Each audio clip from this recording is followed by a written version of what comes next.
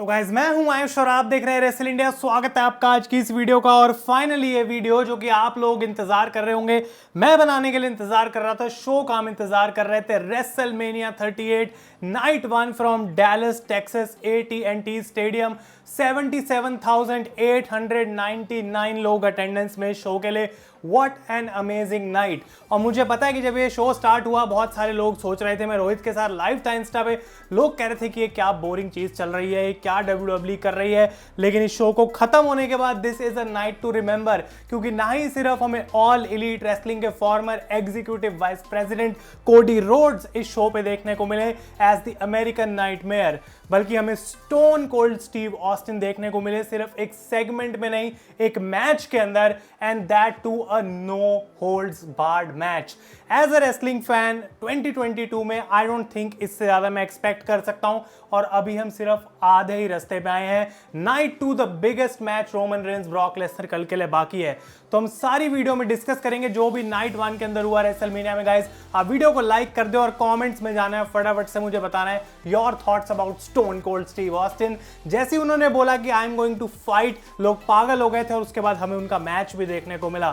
सभी चीजें डिस्कस करेंगे। कोडी is back in WWE। It is a great day for wrestling fans. तो टाइम नहीं वेस्ट करते, स्टार्ट करते हैं। जो पहला मैच था इस शो के ऊपर, it was for the SmackDown tag team championships, the Usos against Shinsuke Nakamura and Rick Boogs. इनकी एंट्रेंस काफी पसंद आई, मुझे बहुत बढ़िया लगी, लेकिन हमें थोड़ा चेंज देखने को मिला। ऑब्वियसली AT&T स्टेडियम है, WWE कमाल का सेट बना के रखी हुई है, इतने पैसे लगा रखे हैं पायरो पे, लाइटिंग पे। इवन आज जो बैरिकेड्स हमें देखने को मिले उस पे भी LED लगी हुई थी, तो काफी ये सब कूल लग रहा था। नाकामुरा की आउटफिट बहुत बढ़िया थी। लेकिन इस मैच के अंदर हमें एक ऐसी मोमेंट देखने को मिली जो शायद एक अच्छा स्टार्ट नहीं था फॉर रेसलमेनिया, क्योंकि एक पॉइंट आता है जहां पे रिक बूग्स लिफ्ट करने की कोशिश करते हैं दोनों ऊसोस को एक साथ, और उनकी नी शायद वहां पे गिव अप कर जाती है और उनको रियली गाइस वहां पे चोट लग गई।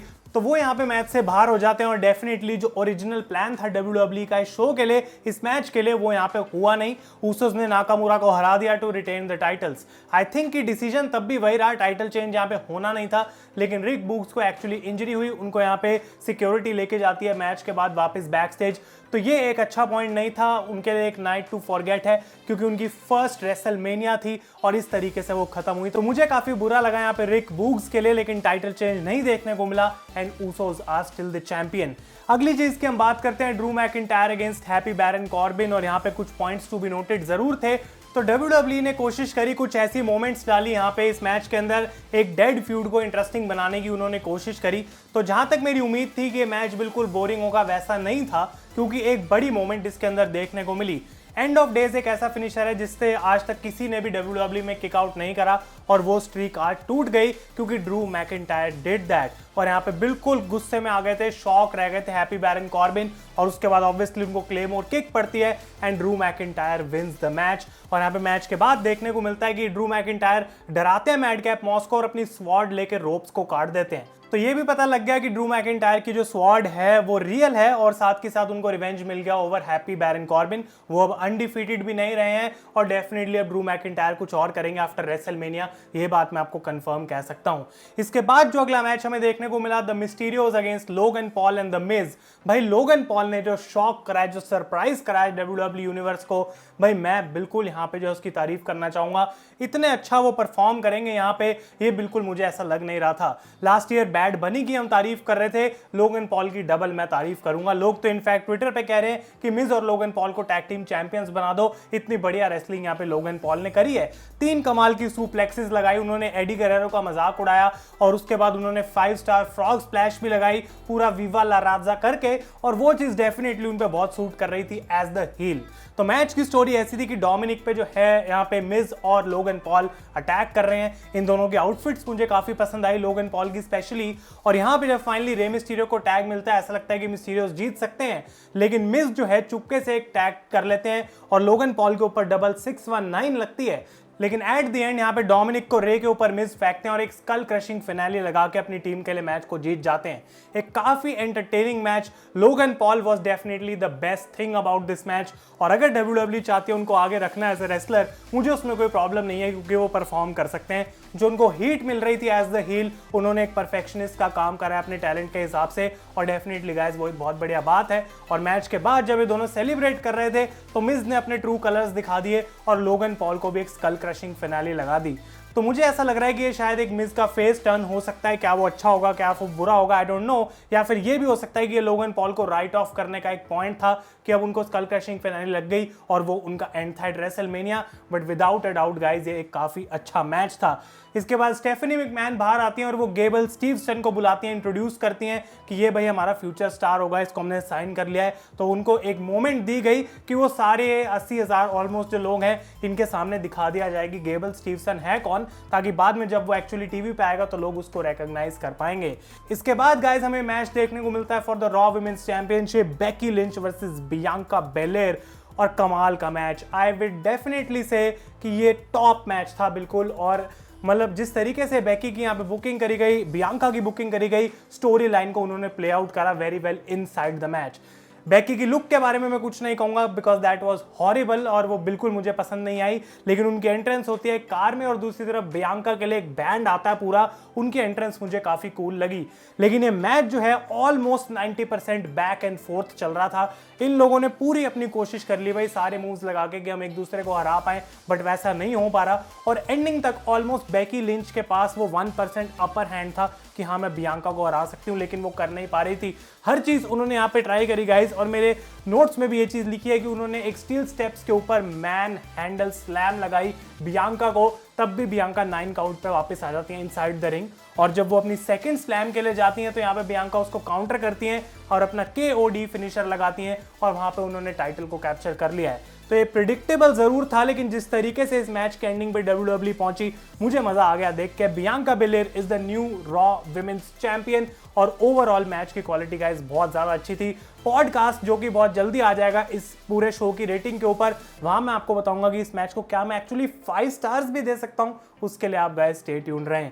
इसके बाद हम बात करते हैं द बिग ह्यूज थिंग, पहली बड़ी चीज इस शो की, and that was Seth Rollins. कि सेथ रॉलिंस का अपोनेंट कौन हो सकता है, who is the Vince McMahon's opponent of choosing the mystery opponent.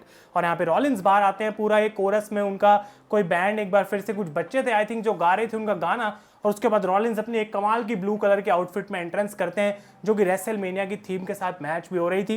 वो रिंग में आते हैं, बहुत देर तक किसी का म्यूजिक बजता नहीं, लेकिन अचानक से पायरो बजता है, लाइट्स ऑफ होती हैं, रॉलिंस के ऊपर है spotlight, and then the music goes, same all elite wrestling वाला म्यूजिक जिसको सुन के चिल्स आ गए, the American nightmare Cody freaking Rhodes. और जिस तरीके से वो नीचे से ऊपर आते हैं, जो उनकी एंट्रेंस रहती है AEW के अंदर, इट वाज फैंटास्टिक। लोग पागल हो गए, लोगों को समझ नहीं आ रहा था कि कैसे रिएक्ट करना है, क्योंकि ये हमें पता था होने वाला है, लेकिन उसको रियलिटी में चेंज होते हुए, उस मोमेंट को लिव करते हुए मैं समझ सकता हूं कि वो क्राउड को कितना ज्यादा मजा आया होगा। कोडी रोड्स जैसे रिंग में आते हैं, लोग दिस इज ऑसम की चैंट्स, वेलकम बैक की चैंट्स, कोडी का नाम चैंट करा जा रहा है, हर पॉसिबल चैंट उनको दी गई, उनका प्रॉपर वेलकम यहाँ पे हुआ। और रॉलिंस बिल्कुल स्टंट थे, लेकिन खुश भी लग रहे थे कि this is going to be one heck of a challenge. और जहां तक इन दोनों की मैच की बात है, कोडी रोड्स हो, सेथ रॉलिंस हो, रेसलमेनिया हो, क्या वो डिसअपॉइंट करेंगे? नो वे, 0% उसका चांस था, और इन्होंने डिलीवर करा पूरा उस मैच के ऊपर। काफी समय तक ये बैक एंड फोर्थ भी चल रहा था, कुछ पॉइंट्स पे स्लो हुआ मैच, लेकिन उसकी एंडिंग तक पहुंचने के लिए वो करना जरूरी भी था। सेथ रॉलिंस ने रिंग साइड पे एक बकल बॉम्ब लगाया था कोडी को, जो कि काफी डेंजरस था मुझे लगा। काफी टाइम बाद उन्होंने अपनी स्टॉम्प भी मिस करी इस मैच में, और कोडी रोड्स पेडिग्री को भी टीज कर रहे थे, जो कि ऑब्वियसली ट्रिपल एच का मूव है, रॉलिंस भी लगाते हैं, और क्राउड उसके लिए काफी ज्यादा हाइप्ड था। लेकिन हम यहाँ पे ये भी जानते थे कि कोडी रोड्स को जीतना ही है ऑब्वियसली, और वो सेथ रॉलिंस को हराने वाले हैं। तो कुछ कमाल की मोमेंट्स यहाँ पे हमको देखने को मिली, जैसे कि जब सेथ रॉलिंस ने किक आउट करा क्रॉस रोड से, सेथ रॉलिंस यहाँ पे जो है मूव्स लगाते हैं, पेडिग्री भी लगाई उन्होंने कोडी पे, काफी क्लोज किक आउट वो था। कोडी ने अपना कोडी कटर लगाया, वहां पे रॉलिंस ने किक आउट करा, लेकिन एट द एंड वो एक क्रॉस रोड्स लगाते हैं, दूसरी क्रॉस रोड्स लगाते हैं, और उसके बाद वो रुकते हैं, रॉलिंस को खड़ा करते हैं, उनको पंचेस मारते हैं जस्ट लाइक डस्टी रोड्स, और बायोनिक एल्बो अपने फादर का का आइकॉनिक मूव वो लगाते हैं सेथ रॉलिंस के ऊपर, and then the third cross Rhodes to defeat Seth Rollins at WrestleMania. ये थी इस मैच की एंडिंग, पूरे तरीके से जैसे इसको बुक करा गया फ्रॉम स्टार्ट टू एंड, एक परफेक्शन बुकिंग थी यहाँ पे गाइस डब्ल्यूडब्ल्यू की तरफ से। मजा आ गया देख के, and Cody is back in the WW, जो कि एक बहुत बड़ी बात है। तो आप लोगों के क्या ओपिनियंस है इस मैच के बारे में मुझे कमेंट्स में बताएं। Definitely guys this was amazing, और एक मोमेंट जो कि मैं काफी लंबे समय तक याद रखूंगा।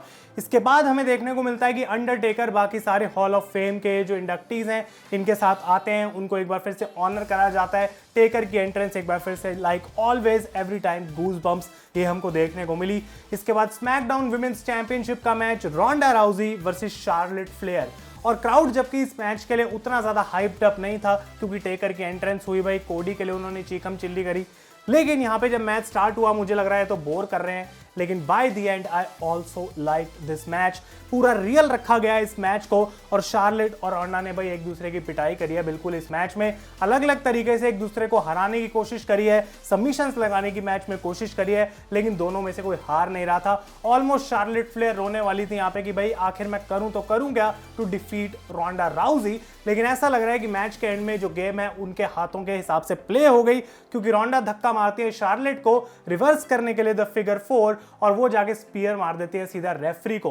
तो रेफरी होता है डाउन, रोंडा लगाती है अपनी आर्म बार, शार्लेट टैप करती है, रेफरी को दिखता नहीं है, और जब रोंडा रेफरी को उठाती है Charlotte hits a big boot और वो वहां पे पिन कर देती है रोंडा को। तो पूरा मैच बिल्कुल कमाल था, मुझे सब बढ़िया लगा, लेकिन एंडिंग जो थी काफी वीक लगी मुझे इस मैच की, कि एक बिग बूट से रोंडा राउजी एंड में हार गई and Charlotte retaining the title. मैं एक्सपेक्ट नहीं कर रहा था गाइस वो होने वाला है। तो दो चीजें ऐसी थी जो शायद मैं चाहता था वैसे नहीं हुई, लेकिन उसका मतलब ये नहीं है कि ये मैच बेकार हो गया। This was an amazing match. जिस तरीके से रियलिज्म जैसा कि मैं कह रहा हूं इस मैच में ऐड किया गया, मुझे गाइस वो बहुत पसंद आया। But still the SmackDown women's champion is Charlotte, तो क्या इसका ये मतलब है कि Ronda Rousey is going back? वो देखना इंटरेस्टिंग रहेगा। और फाइनली इस शो का जो मेन इवेंट बुक करा जा रहा था इतने समय से, the Kevin Owens show against the home town hero, probably the greatest of all time, stone Cold Steve Austin. तो केविन ओवेंस आते हैं और कहते हैं भाई ये मेरा शो है, तो मैं तब तक ऑस्टिन को बाहर नहीं बुलाऊंगा जब तक मेरा मन नहीं करेगा। वो और थोड़ी बहुत इंसल्ट्स करते हैं ऑब्वियसली टेक्सास की यहाँ पे, लेकिन वो फाइनली इंटरप्ट करे जाते हैं बाय स्टोन कोल्ड। क्राउड पागल हो जाता है, उनको जो रिएक्शन मिलता है वो कमाल का था। और ऑस्टिन एक्चुअली आते हैं अपने रिंग गियर के अंदर, उन्होंने अपनी टी शर्ट पहन रखी होती है, तो थोड़े बहुत वहां पे हिंट्स ऑलरेडी मिल रहे थे। ऑस्टिन काफी टाइम लगाते हैं रैंप पे, पीछे जाते हैं वापस और एटीबी लेके आते हैं रिंग साइड पे। तो केविन ओवेंस को ये सारी मोमेंट्स बिल्कुल पसंद नहीं आ रही थी, और जब रिंग के अंदर आके ऑस्टिन अपना पोज कर रहे थे तो केविन ओवेंस कहते हैं भाई स्टॉप द म्यूजिक, क्योंकि ये मेरा शो है ऑस्टिन, तुम इस हिसाब से चल नहीं सकते हो, you have to come here and sit down. तो लोग उनको बहुत ज्यादा बू कर रहे थे, ऑस्टिन आके वहां पे बैठ जाते हैं और सीधा केविन ओवेंस की भाई कह के लीव। उन्होंने बहुत सारी उनकी बेइज्जती करी, एट द एंड उनको सन ऑफ अ बिच भी बोला कि तुम मेरे को कैसे और मेरे टाउन को इंसल्ट इतना करते हो। केविन ओवेंस बिल्कुल माने नहीं, और डबल ट्रिपल उन्होंने और इंसल्ट करी यहाँ पे टेक्सास की, कि यहाँ के लोग डम हैं, इनसे कुछ होता नहीं है, इनको सिटी छोड़ के चली जानी चाहिए, मैं कैनेडियन हूं, इनको भी वैसा बनना चाहिए। तो ऑस्टिन को ये सारी बातें बिल्कुल पसंद नहीं आ रही थी, और वो कहते हैं at the count of 5 everyone in this building is going to call you a asshole, और वो चीज ऑब्वियसली लोग करते हैं guys, chant for Kevin Owens.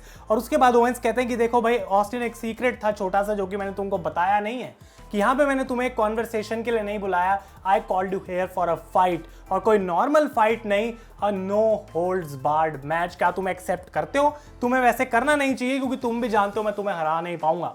तो ऑस्टिन यहाँ पे कहते हैं कि देखो भाई मेरा first match ever was in Dallas Texas, और अगर ओवेंस का ये मैच एक्सेप्ट मैं कर लेता हूं, my last match will be in Dallas Texas. तो वो कहते हैं इफ एयर, ये जो 80,000 लोग हैं, अगर तुम मेरा मैच देखना चाहते हो, गिव मी अ हेल या। और भाई क्या मोमेंट थी वो, मतलब खड़े हो गए, आपको तालियां बजानी चाहिए, क्योंकि 2022 में भी स्टोन कोल्ड स्टीव ऑस्टिन जो ड्रॉ करते हैं क्राउड से, इट इज फिनोमिनल। तो एक्सेप्ट करते हैं यहाँ पे चैलेंज। एक्चुअली में मैच हमें आज देखने को मिला which was the main event of WrestleMania. Kevin Owens की तो जिंदगी बन गई भाई, 19 साल बाद ऑस्टिन आए एक्चुअली में और केविन ओवेंस के साथ मैच करा, what a moment for him. और एक नो होल्ड्स बार्ड मैच था, तो ऑस्टिन को बहुत ज्यादा कुछ नहीं करना था, इधर उधर चलना था, टेबल के थ्रू उन्होंने यहाँ पे ओवेंस को फेंका। वो क्राउड में भी गए जहां पे एक्चुअली ग्राउंड के ऊपर ओवेंस ने उनको सुप्लेक्स लगाई। वो केविन ओवेंस को एटीबी पे बिठा के ले जाते हैं पूरी रैंप के थ्रू, स्टेज पे जाके 2 बड़ी सुप्लेक्स लगाते हैं केविन ओवेंस को। तो काफी इंप्रेस करा उन्होंने मुझे यहाँ पे ऑस्टिन ने। और फिर उसके बाद ओवेंस को अनाउंसर्स टेबल पे लाके बिठाते हैं, वहां पे उनके ऊपर बियर वगैरह फेंकते हैं। एंड एट द एंड जब ऐसा लगता है कि ऑस्टिन बिल्कुल अपने मजे में है, सब कुछ उनके साथ हो रहा है, ऑस्टिन को स्टनर लगा देते हैं Kevin Owens, but obviously stone cold kicks out और उसके बाद उनकी बारी थी टू स्टन केविन ओवेंस और वहां पे गाइस स्टोन कोल्ड इस मैच को जीत जाते हैं। 10 आउट ऑफ 10 सेगमेंट स्टार्ट से लेके मैच के एंड तक, what an ending to WrestleMania. उसके बाद वो अपनी सेलिब्रेशन करते हुए केविन ओवेंस को एक और स्टनर लगाते हैं, बायरन सैक्सटन आ जाते हैं रिंग के अंदर, उनको स्टनर पड़ा और फाइनली स्टोन कोल्ड के भाई आते हैं रिंग में जो कि उनके साथ एक बियर शेयर करते हैं। मुझे लग रहा था कि उनको भी स्टनर पड़ेगा लेकिन वैसा हुआ नहीं है। तो ऑस्टिन केम बैक, अ नॉस्टैल्जिक मोमेंट, और हम फैंस के लिए जो कभी उनको लाइव परफॉर्म करते हुए नहीं देख पाए, what a moment for us, हमको याद रखना चाहिए क्योंकि इसके बाद गाइस ऑस्टिन कभी रिंग में आएंगे नहीं। It was his last match which was supposed to be in Dallas Texas. तो ये था आपका रेसलमेनिया नाइट 1 का रिव्यू। कल नाइट 2 होगी जो कि आई थिंक इवन बेटर हो सकती है, सरप्राइजेस के मामले में इंटरेस्टिंग रहेगा देखना। लेकिन अगर आपको ये वीडियो पसंद आई है इसे लाइक करें और सारे जो थॉट्स हैं नाइट 1 के बारे में मुझे कमेंट्स में बताना ना भूलें। तब तक के लिए गाइस मैं हूं आयुष और आप देख रहे हैं रेसल इंडिया।